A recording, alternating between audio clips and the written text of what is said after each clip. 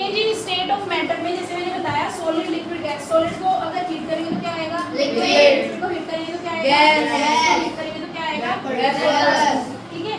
उसके बाद जो बॉइलिंग होता है, एक बॉइलिंग प्रोसेस होता है। बॉइलिंग क्यों होती है? बॉइलिंग क्यों होती है? मतलब उन्हें हीट मिल जाती है। जैसे कि मैंने इस बीकर का एग्जांपल दिया था तुम्हें, बीकर लगाया, इसके जो मॉलिक्यूल्स होंगे अंदर, उन मॉलिक्यूल्स को हीट मिलेगी। हीट मिलके मतलब उनको एनर्जी मिलेगी, वो अपनी पोजीशन से डिस्प्लेस होना शुरू होंगे, उनको एनर्जी मिलेगी तो वो वाइब्रेट करना शुरू करेंगे। वाइब्रेट करना शुरू करेंगे तो उसमें एक केमिकल चेंज, उसमें केमिकल चेंज तो होगा, लेकिन उसमें क्या होनी शुरू हो जाएगी? बॉइलिंग होनी शुरू हो जाएगी। क्या होनी शुरू हो जाएगी? बॉइलिंग होनी शुरू हो जाएगी। तो बॉइलिंग क्या होती है? It is a process by which liquid starts liquid change into vapors। boiling point is also और बॉइलिंग पॉइंट क्या होता है? बॉइलिंग पॉइंट वो पॉइंट होता है जहाँ पे कोई लिक्विड बॉईल होना स्टार्ट करता है। ठीक है। उसके बाद अब बॉइलिंग पॉइंट को कौन कौन से फैक्टर्स अफेक्ट करते हैं? बॉइलिंग पॉइंट को कौन कौन से फैक्टर्स अफेक्ट करते हैं? वैशाली बताओ। बॉइलिंग पॉइंट को कौन से? बॉइलिंग पॉइंट वो पॉइंट है जो केमिकल को बॉईल करता है। नहीं When a liquid starts boiling, when liquid starts boiling, it is called boiling process। और boiling point वो पॉइंट होता है जहाँ पे वो लिक्विड बॉईल होना स्टार्ट हो जाता है। ठीक है। हर किसी केमिकल का, हर किसी लिक्विड का अलग अलग क्या होता है? बॉइलिंग पॉइंट होता है। ठीक है। अब देखो फैक्टर्स अफेक्टिंग बॉइलिंग पॉइंट। अब बॉइलिंग पॉइंट को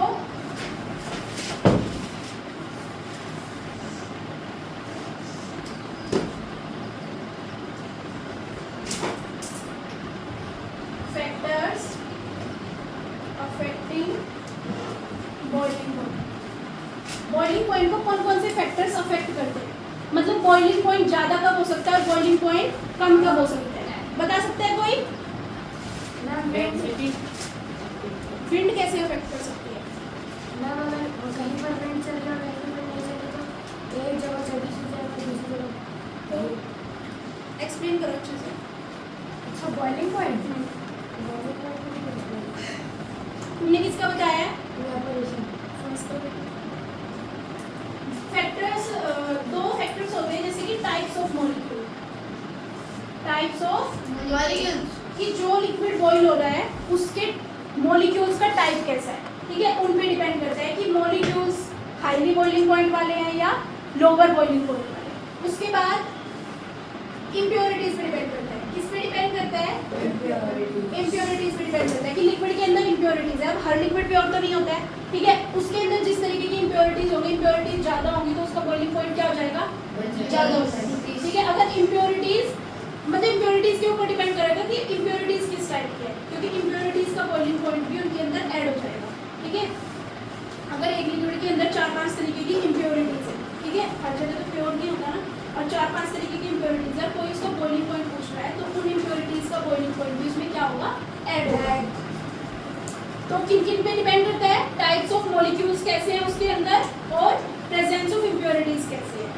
Boiling point of any liquid also depends on the types of molecules that is made up of. If the intermolecular force is stronger, then the boiling point is high. If it is weak, the boiling point is low. What is intermolecular force? Molecules के जैसे suppose करो ये molecules है, molecules के बीच में लगने वाला force क्या होता है? Intermolecular force. इंटर मतलब उनके बीच में लगने वाला, मॉलिक्यूल मॉलिक्यूलर मतलब मॉलिक्यूल के बीच में लगने वाला फोर्स को क्या बोलते हैं? Intermolecular force. अगर इंटरमोलिकुलर फोर्स क्या होता है? स्ट्रॉन्ग होता है तो उसको तोड़ने के लिए उतनी ही एनर्जी लगेगी। उतनी एनर्जी लगेगी मतलब उसे उतनी ही हीट देनी पड़ेगी, और उतनी हीट देनी पड़ेगी इसका मतलब उसका बॉइलिंग पॉइंट उतना ही ज़्यादा होगा। ठीक है। अब जितना अगर ये वीक हुआ, सपोज करो ये वीक है, इंटरमोलिकुलर फोर्स अगर वीक हुआ तो क्या होगा? कम फोर्स देना पड़ेगा इनके बॉन्ड को तोड़ने के लिए, जल्दी से बॉइलिंग पॉइंट मतलब बॉइलिंग पॉइंट पर आ जाएंगे और इनका बॉइलिंग पॉइंट कम हो जाएगा और बॉइलिंग प्रोसेस सबसे जल्दी हो जाएगी। ठीक है। अगर वीक फोर्स है, और अगर स्ट्रॉन्ग फोर्स है तो क्या होगा? ज़्यादा एनर्जी देनी पड़ेगी, ज़्यादा हाई बॉइलिंग पॉइंट होगा। उसके बाद इवेपोरेशन क्या होता है? इवेपोरेशन जो लिक्विड से गैस में बन जाता है।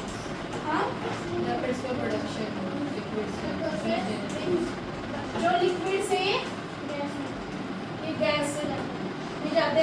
वेपर्स से। इसको क्या बोलते हैं? Evaporation। जब लिक्विड किसमें चेंज होता है? वेपर्स में चेंज होता है, ठीक है, उसे क्या बोलते हैं? इवेपोरेशन। अब इवेपोरेशन को कौन कौन अफेक्ट कर सकता है? इवेपोरेशन को कौन कौन अफेक्ट कर सकता है?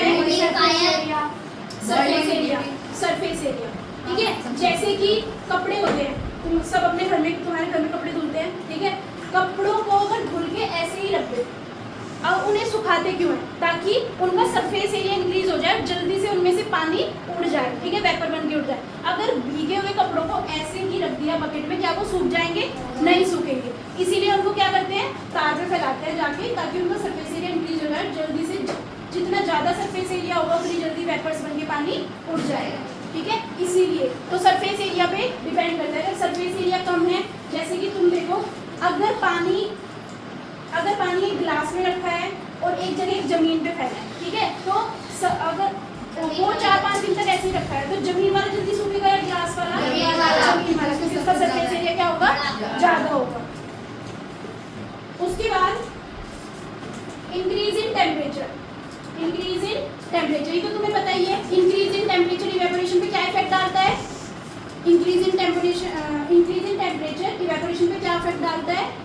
जल्दी हो जाएगा, जल्दी evaporate हो जाएगा। जितना टेम्परेचर होगा उतनी जल्दी इवेपोरेट हो जाएगा कोई भी लिक्विड, ठीक है। डिक्रीज इन ह्यूमिडिटी, अब ह्यूमिडिटी बताओ कितना होगा? ह्यूमिडिटी क्या इफेक्ट डालती है?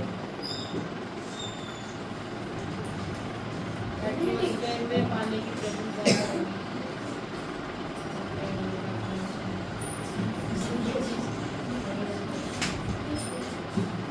ह्यूमिडिटी मतलब देखो, एयर में वाटर मॉलिक्यूल्स पहले से प्रेजेंट रहते हैं, ठीक है। अगर हम ऐसी एयर में जाके किसी लिक्विड को मतलब बॉईल करें, जैसे कि पहाड़ है, ठीक है, पहाड़ों में क्या होती है? ह्यूमिडिटी क्या होती है? ज़्यादा होती है।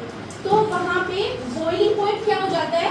हाई हो जाता है, क्योंकि जैसे सपोज करो हमारे पास कितनी सी जगह है, इतनी सी जगह, मतलब एक एग्जांपल दे रही हूँ, बॉइलिंग पॉइंट की evaporation। बॉइलिंग पॉइंट से तो इवेपोरेशन अगर होता है। फॉर एग्जांपल देखो, जैसे ये स्पेस है, इसमें इतनी हवा है और ये क्या है? ह्यूमिडिटी है। ह्यूमिडिटी मतलब वाटर वेपर्स है, ठीक है। और हम इसी स्पेस में यहाँ पे एक बीकर लगा के एक उसको बॉईल कर रहे हैं। क्या कर रहे हैं? बॉईल कर रहे हैं, तो इसके भी वेपर्स बनेंगे। लेकिन इस वाले स्पेस में इतनी जगह ही नहीं है, क्योंकि उसमें पहले से ही क्या है? वेपर्स प्रेजेंट है, तो उनमें और वेपर्स ऐड होने की जगह ही नहीं है, और वेपर्स ऐड होने की जगह नहीं है। इसका मतलब इसका बॉइलिंग पॉइंट उतना ही क्या हो जाएगा? ज़्यादा हो जाएगा। और यहाँ पे क्या? सैचुरेशन पॉइंट अकर हो जाएगा, मतलब सैचुरेशन आ जाएगी। सैचुरेशन क्या होता है? जैसे कि तुम एक गिलास में पानी लो, करके देखना इसको। एक गिलास में पानी लो, उसमें सॉल्ट डाल दो या चीनी डाल दो, चीनी डाल दी तुमने, ठीक है, 1 चम्मच चीनी डाल दो, फिर तुमने 2 चम्मच चीनी डाली, 3 चम्मच, तो एक टाइम ऐसा आएगा जैसे तुमने 5 चम्मच चीनी डाल दी, 5 चम्मच चीनी इसके अंदर घुल गई। लेकिन एक टाइम ऐसा आएगा कि जब तुम 6th वाली चम्मच इसमें डालोगे घुलने के लिए, वो नहीं घुलेगा, वो एक्सेप्ट नहीं करेगा, क्योंकि वो भर चुका। जितनी उस लिक्विड के अंदर जगह थी ना, उसने चीनी को अपने अंदर क्या कर दिया? मिक्स कर दिया, और चीनी उसके अंदर नहीं घुलेगी। तो इसका मतलब वो वहाँ पे कौन सी स्टेट आ गई? Saturated state. कौन सी स्टेट आ जाती है? सैचुरेटेड सॉल्यूशन बन जाता है, मतलब उसके अंदर और जगह नहीं, ठीक है। जैसे कि तुम अगर 3 रोटी खाते हो, 4 रोटी खाते हो, तो 4 रोटी के बाद तुम्हारे पेट में जगह नहीं रहती, तो वो तुम्हारी क्या हो जाती है? सैचुरेटेड, मतलब भर गया है पेट, ठीक है। और जगह नहीं रहती ना, तो और रोटी नहीं खाते हो। तो ऐसे ही इसका होता है सैचुरेटेड सॉल्यूशन।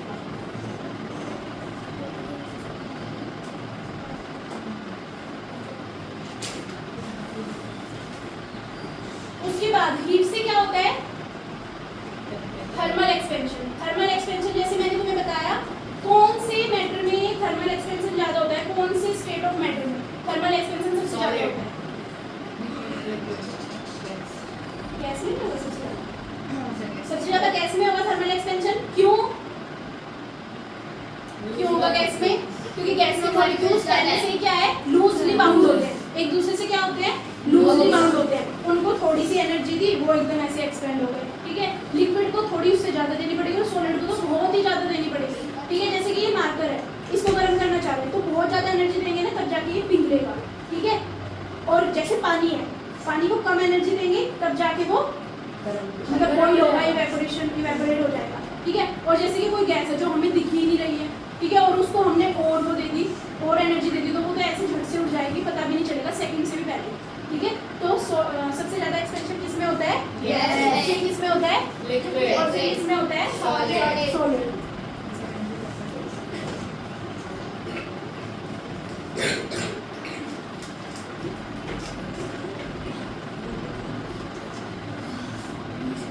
उसके बाद एक्सपेंशन भी कितने टाइप का होता है?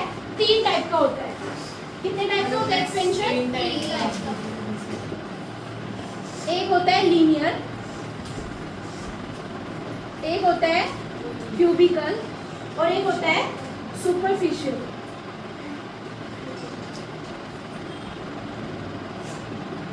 लीनियर में क्या होता है? लीनियर में किसी भी चीज की लेंथ पे इफेक्ट पड़ेगा, किसी भी चीज की लेंथ पे इफेक्ट पड़ेगा। ठीक है, और इसमें क्यूबिकल में किसी चीज की वॉल्यूम पे इफेक्ट पड़ेगा, और सुपरफिशियल में किस पर इफेक्ट पड़ेगा? एरिया। किस पर इफेक्ट पड़ेगा? एरिया। मतलब कि कोई ऐसा प्रोडक्ट है, कोई ऐसी चीज है जिसको तुम हीट कर रहे हो और वो सिर्फ उसकी लेंथ बढ़ रही है, तो वो किस टाइप का एक्सपेंशन हो रहा है? अगर उसका सिर्फ सरफेस एरिया बढ़ रहा है तो, और अगर उसकी वॉल्यूम बढ़ रही है तो क्यूबिकल एक्सपेंशन। ठीक है,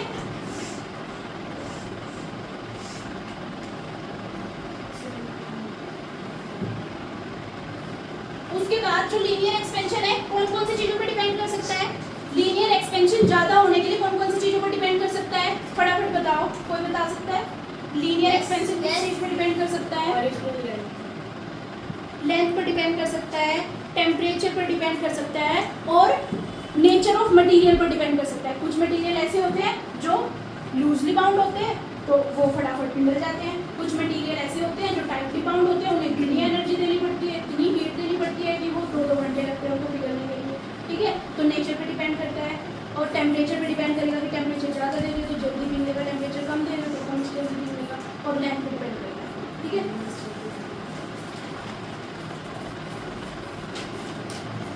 अच्छा, अगर जैसे कोई रोड है, जैसे रोड है, लोहे की रोड है, अगर इसको हीट दे रहे हो, इसको क्या दे रहे हो? हीट दे रहे हो, और ये यहाँ से थोड़ी सी क्या हो गई? क्या हो गई? एक्सपेंड हो गई। इसकी लेंथ एल थी, और ये जितनी एक्सपेंड हुई इसको किससे डिनोट करते हैं? Del L. मैंने तुम्हें मैथ्स में भी एक चीज बताई थी,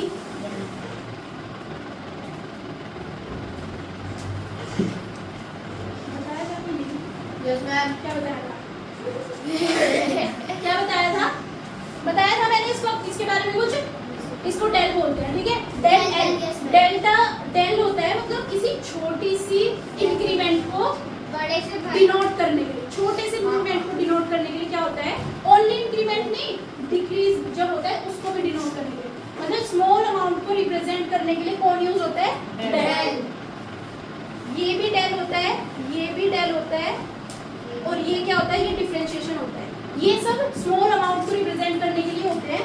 ये दोनों तुम बड़ी क्लासेस में पढ़ोगे, इसको तुम अभी समझ लो कि डेल क्या होता है? स्मॉल अमाउंट को रिप्रेजेंट करने के लिए। तो यहाँ पे सिर्फ थोड़ी सी इसकी लेंथ बढ़ी, तो इसकी लेंथ को क्या बोल दिया? Del L.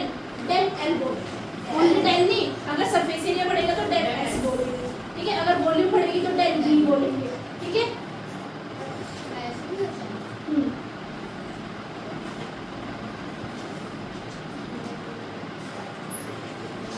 अच्छा, अब सॉलिड में थर्मल एक्सपेंशन की एप्लीकेशन पढ़ते हैं। सॉलिड में थर्मल एक्सपेंशन की एप्लीकेशन पढ़ते हैं। हॉर्स कार्ट होती है, बग्गी सबने देखी है। बग्गी के अंदर रिम, पहिए के अंदर रिम होते हैं, रिम मेटल के होते हैं। ठीक है, जो वो मेटल के रिम होते हैं ना, उन्हें थोड़ा सा लूजली बनाया जाता है, मतलब जैसे कि ये ट्यूब है और ये रिम है। ये क्या है? रिम है। इस रिम को इस ट्यूब के अंदर क्या करना होता है? फिट करना होता है। तो इन्हें थोड़ी सी जगह देकर बनाते हैं, क्योंकि जब गर्मी में जैसे बैलगाड़ी जैसे जो भी वो चलते हैं, तो ये रिम क्या हो जाते हैं? गर्मी के कारण एक्सपेंड हो जाते हैं, वो अपनी जगह फिर पूरी कर लेते हैं। ठीक है, इसलिए इनको क्या बनाया जाता है? थोड़ा सा लूजली मतलब लूज करा जाता है इनको।